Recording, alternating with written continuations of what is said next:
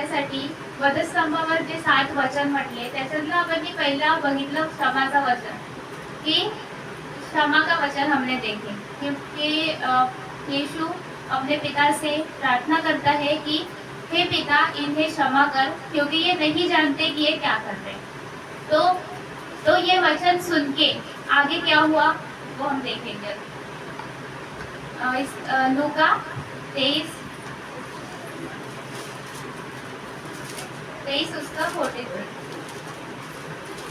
आइए हम प्रार्थना करेंगे। धन्यवाद देते देवप्पा, या दुपारच्या वेळेस तुझ्या चरणाजवळ येते देवप्पा। जे पण वचन घेऊन आले आहे आम्ही, हो ते देवा, या वचनाद्वारे जे तुझी महिमा स्तुती होणार आहे आणि जे सत्य वचन आहे ते लोकांपर्यंत पोहोचावे असे होते देवा। धन्यवाद देते तुझ्या हर एक उपकारासाठी, तू आमच्यासाठी जो बलिदान दिला त्याच्यासाठी धन्यवाद देते देवा। देवा तुझ्या बलिदानाने आम्हाला एक नवीन जीवन दिलं आहे म्हणून तुझे उपकार मानते देवपा। देवपा तुम्ही आमच्यावर कृपा केली, आमच्यावर दया केली, आमच्यावर प्रेम केलं म्हणून तुझे उपकार मानते देवपा। समोरची वेळ तुझ्या हातात देते। ही लहानशी प्रार्थना येशू ख्रिस्त याच्या गोड आणि प्रिय नामात केली म्हणून।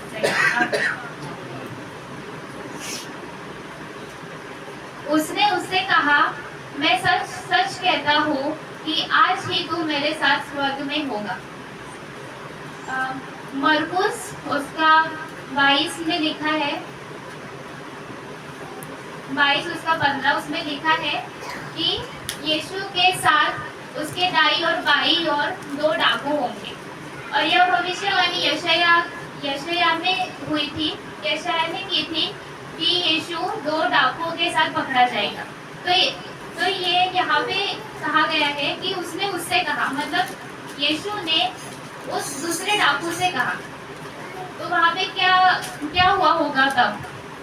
तो जब यीशु उन 2 डाकुओं के साथ था तो उसमें से जो एक डाकू था उसने यीशु से कहा कि अगर तू परमेश्वर का पुत्र है तो तू खुद को भी बचा और हमें भी यहाँ से छुड़ा। मतलब कि हम परमेश्वर के आगे, यीशु के आगे हम लोग कंडीशंस रखते कि अगर तू परमेश्वर का पुत्र है तो तू हमारी जरूरतों को पूरा कर, तो ही हम तुझ पे भरोसा करेंगे कि तू है करके।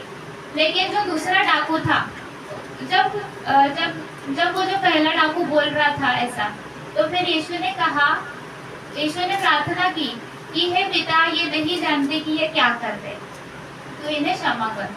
तब जो दूसरा डाकू था उसकी आंखें खुल गई, उसको अपने गलतियों का उसे पश्चाताप हुआ कि हम जो कर रहे हैं वो गलत है, हमने जो पाप किए हमें उसी की सजा मिल रही है। तो ये मतलब हमें हमारे ही अपराधों की हमें सजा मिल रही है। तो इसमें गलत क्या है? क्योंकि हमने तो पाप किया है, ये तो निर्दोष है, फिर भी हमारे लिए खुद बलिदान हो रहा है। तो फिर हमने जो पाप किए हैं हमें तो उसकी सजा मिल रही है। तो उसे जब ये चीज का पश्चाताप हुआ और उसने यीशु को ग्रहण किया कि नहीं, तू ही जीवित परमेश्वर का पुत्र है जो हमारे लिए आया है,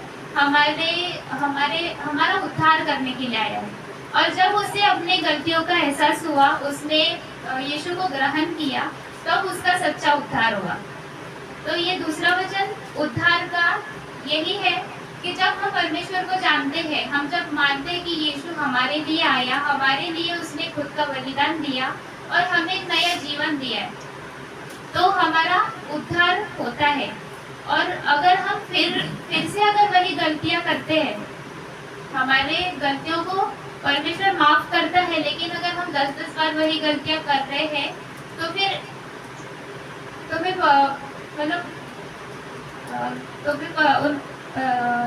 फिर उस प्रभु को भी बुरा लगता है कि मैं इसे इतनी बार माफ करता हूँ, लेकिन फिर भी वो हमें नए चांस देते हैं, हमें एक मौका देता ही है कि तू आज नहीं तो कल सुधरेगा।